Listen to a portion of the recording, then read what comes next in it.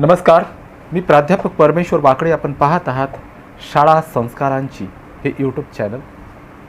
मित्रांनो, आजचा विषय आहे की पालकांची विद्यार्थ्यांच्या शिक्षणामध्ये किंवा त्या प्रोसेसमध्ये भूमिका काय असावी.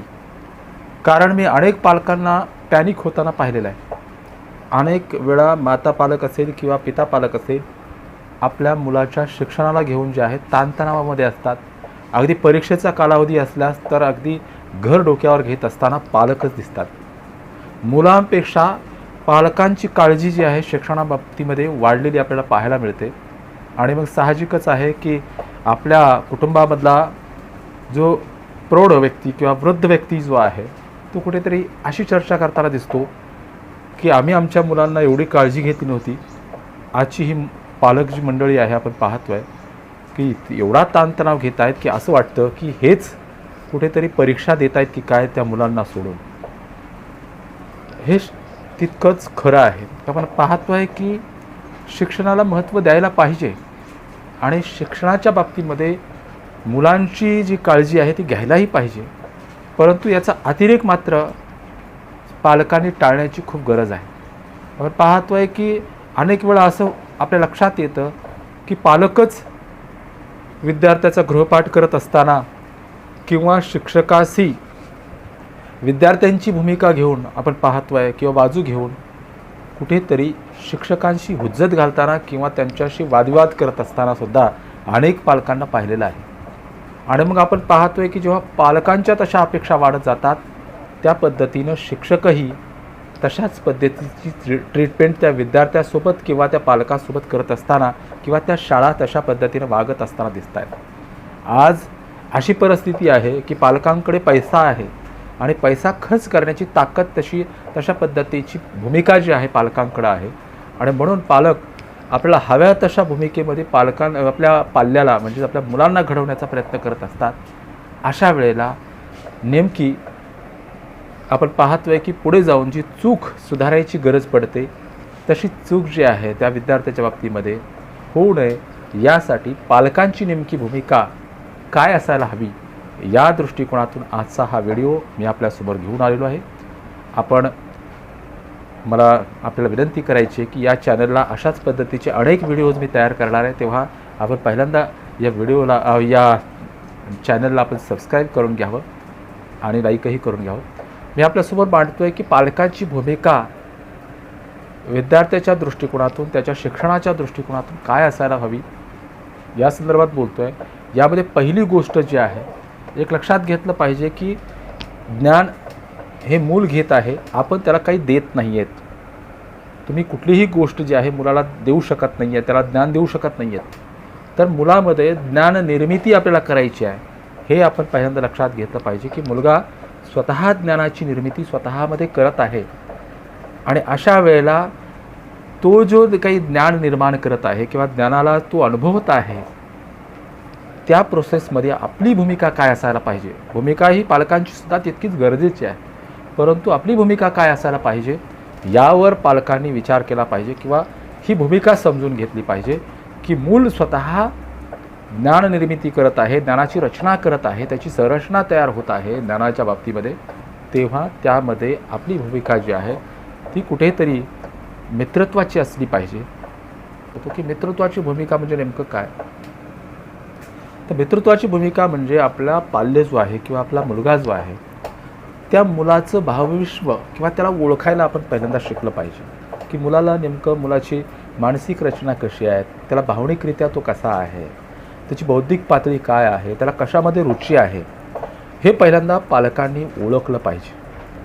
आणि हे ओळखण्यासाठी त्याला मित्रत्वाची गरज म्हणजे मित्रत्व निर्माण करण्याची गरज आहे. कारण आपण पाहतो की मुलगा किंवा आपला पाल्य ज्याला आपण म्हणतो आहे तो जो आहे त्यावेळेसच आपल्यापुढे व्यक्त होईल किंवा आपल्या भावना व्यक्त करेल किंवा आपल्याकडं तशा पद्धतीची श्रद्धा ठेवेल किंवा मला जे बोलायचं आहे ते मी पालकांना बोलू शकेल आणि ते मला ऐकतील किंवा ते मला मार्गदर्शन करतील याची त्याला कुठेतरी जाणीव होणं, त्याला श्रद्धा वाटणं, विश्वास वाटणं खूप गरजेचं आहे. आणि त्यामुळं आपली भावना जी आहे किंवा आपली जी भूमिका जी आहे ती आपल्या पाल्याबरोबर नेतृत्वाची असायला पाहिजे, जेणेकरून मुलगा जो आहे आपल्या आईवडिलांशी संवाद साधू शकेल, आपल्या भावभावना, आपल्या कल्पना, आपले विचार तो मांडू शकेल.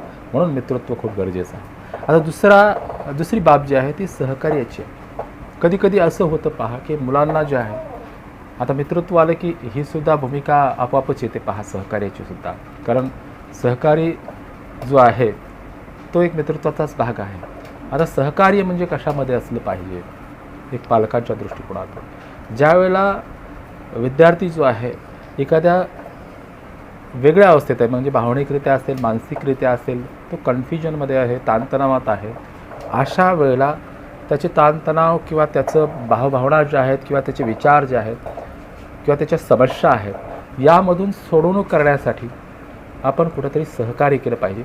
आणि हे सहकार्य कसं असलं पाहिजे, तर ते जे आहेत त्याला त्याच्या समस्या किंवा भावभावना किंवा कल्पना किंवा जे काही असेल किंवा ज्ञानाची रचना, ते त्याला कसं सक्षमरित्या साधता येईल किंवा त्याच्यामधल्या ज्या क्षमता आहेत, त्याला येणाऱ्या अडचणी आणि त्याच्यामधल्या क्षमता, त्याचा आधार घेऊन ते सगळे प्रश्न जे आहेत किंवा त्या सगळ्या समस्या ज्या आहेत कशा सोडवता येतील, यासाठी त्याला म्हणजे प्रबल बनवणं किंवा क्षमता त्याच्यामध्ये निर्माण करणं, त्याला जाणीव करून देणं की त्याच्यामधल्या असणाऱ्या ताकदीची, त्याच्यामध्ये असणाऱ्या क्षमतांची. म्हणून ही जी भूमिका, ही सहकार्याची भूमिका पालकांना आपल्या पाल्याच्या बाबतीमध्ये असली पाहिजे. प्रेरक असला पाहिजे, मोटिवेटर असला पाहिजे. कधीही नकारात्मक भूमिका घेऊन पालकांनी आपल्या मुलांसोबत वागलं नाही पाहिजे. प्रत्येक गोष्टीमध्ये नकार किंवा आपण पाहतोय की नैराश्य निर्माण होईल, अशा पद्धतीची भूमिका पालकांची नसावी. कुठेतरी ज्या कल्पना किंवा जे विचार घेऊन तो लढतो आहे, भलेही तुम्हाला असं वाटत असेल की तो त्याच्यामध्ये फसणार आहे, परंतु त्या ठिकाणी सुद्धा जर त्याची तेवढी तीव्र इच्छा होत असेल की ती गोष्ट करण्याची किंवा तो विचार करण्याची त्याची तीव्र इच्छा होत असेल, तर त्याच्यामध्ये त्याला कुठेतरी सहकार्य करणं, त्याला मोटिवेट करणं आणि त्याच्यातून त्याला जो मग नकारात्मक असेल, त्याच्यातून समजा वाईट जरी अनुभव आलेला असेल, तर तो वाईट अनुभवसुद्धा त्याला घेण्याची त्याला ताकद देणं, त्याला प्रेरणा देणं आणि त्यातून काय शिकता येईल यासाठी मोटिवेट करणं, ही भूमिका जी आहे पालकांची खूप महत्त्वपूर्ण असते. आणि एक लक्षात घेतलं पाहिजे की आपण पालक जे आहे, आपली भूमिका जी आहे एक सोर्स म्हणून सुद्धा आहे, हे लक्षात घेतलं पाहिजे. एक साधन म्हणून सुद्धा आहे. कारण जे विचार, ज्या कल्पना, जी ज्ञानाची रचना किंवा त्याचं जे भावविश्व किंवा त्याचं जे करिअर आहे, अगदी त्याचं चरित्र आहे, सगळ्या गोष्टी घडत असताना आपण त्याच्यासमोर सोर्स उभा करणं, संसाधनं उभा करणं, वातावरण निर्मिती करणं, या गोष्टी खूप गरजेच्या आहेत. जर आपणच समजा कुटुंबामध्ये वादविवाद करत असू किंवा संघर्ष असतील, तर त्यावेळेला आपण पाहतोय की तशा पद्धतीचे संस्कार मुलावर पडण्याची शक्यता असते. म्हणून घरामधलं वातावरण जे आहे ते कसं सकारात्मक राहील, प्रेरणादायी राहील, हेही पालकांनी पाहिलं पाहिजे. आणि महत्त्वाचं म्हणजे पालकांना कुठली गोष्ट वरून लादण्यापेक्षा, मी सोर्स म्हणून जे बोलतो आहे त्यावर जरा लक्ष द्या, की कुठलीही गोष्ट वरून लादण्यापेक्षा, देण्यापेक्षा आपण अशा गोष्टी निर्माण करून ठेवायच्या म्हणजे आपल्या कुटुंबामध्ये किंवा आपल्या घरामध्ये, की जेणेकरून मुलांना ज्या पद्धतीनं घडायचं आहे तशा पद्धतीनं ते घडेल. समजा सगळे सोर्सेस आहे, तुम्ही समजा अनेक साधनं आणून ठेवली, घरामध्ये मृदंग आणून ठेवला, भलेही तुम्हाला इच्छा आहे की मुलांना मृदंग वाजवावा, परंतु आपण शिकवण्याचा प्रयत्न केला तर मुलगा तो शिकणार नाही. त्यामुळे नको पप्पा, मला नको आहे, त्याच्यामध्ये इंटरेस्ट नाही आहे. तुम्ही असे साधनं आणून ठेवा ज्याच्यामधून तो मुलगा जो आहे त्याला जे काही आवडेल ना त्याच्यामध्ये तो इंटरेस्ट घ्यायला लागेल. आणि ज्याच्यामध्ये तो इंटरेस्ट घेतो आहे त्या गोष्टी आपण आपल्या घरामध्ये उपलब्ध करून ठेवल्या पाहिजेत. याची जाणीवसुद्धा त्या मुलांना झाली नाही पाहिजे की हे मुद्दाम माझ्यासाठी आणतायत. तर ह्या गोष्टी ज्या आहेत त्या जसं जसं तो घडतो आहे तशा पद्धतीनं आपण सोर्स पुरवणं, म्हणून सोर्स होण्याचं कामसुद्धा पालकांचं आहे, हे आपण लक्षात घेतलं पाहिजे. आणि सगळ्यात महत्त्वाची गोष्ट म्हणजे आपण विश्वास आणि श्रद्धा जे आहे त्याचं स्थान जे आहे ते पडण्याचा प्रयत्न केला पाहिजे, की मुलानं आपल्यावर विश्वास ठेवला पाहिजे, मुलाला आपल्यावर श्रद्धा वाटली पाहिजे. अशा पद्धतीचं वर्तन किंवा अशा पद्धतीची वागणूक जी आहे आपण मुलांच्या सोबतसुद्धा आणि आपल्या कुटुंबामध्ये सुद्धा तशा पद्धती निर्माण केली पाहिजे, जेणेकरून मुलांचे आयकॉन किंवा मुलांसाठी आपण एक कुठेतरी मोटिवेटर किंवा ह्या सगळ्या गोष्टी ज्या मी बोललेलो आहे की प्रत्येक गोष्ट मुलाला आपल्यामध्ये शोधता आली पाहिजे, आपल्यामधून जाणून घेता आली पाहिजे, शिकता आली पाहिजे. भलेही आपण शिक्षण आपलं कमी असू देत, आपण अनपढ असू देत, परंतु आपल्या चरित्रामधून जे आहे, आपल्या वर्तनामधून जे आहे, मुलगा अनेक गोष्टी अनुकरण करत असतो. त्यामुळं आपलं व्यक्तिमत्व जे आहे ते श्रद्धा आणि विश्वास ठेवण्याजोगं असलं पाहिजे. आणि तर असं होतं, आपण त्याला चांगलं सांगायला जातो आणि तो आपल्यामध्ये शोधतो. आणि जर आपण चांगल्या गोष्टी सांगूनसुद्धा त्याला आपल्यामध्ये त्या गोष्टी जर सापडत नसतील तर मात्र तो आपल्यावर श्रद्धा ठेवणार नाही, विश्वास ठेवणार नाही.